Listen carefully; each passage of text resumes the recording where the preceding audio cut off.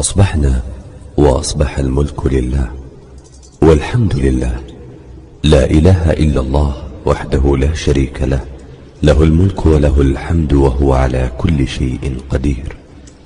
ربي أسألك خير ما في هذا اليوم وخير ما بعده، وأعوذ بك من شر ما في هذا اليوم وشر ما بعده.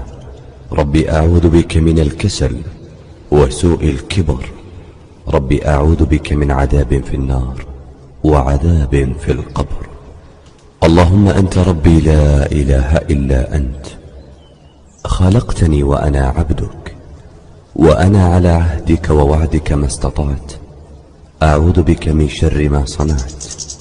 أبوء لك بنعمتك علي وأبوء بذنبي، فاغفر لي فإنه لا يغفر الذنوب إلا أنت.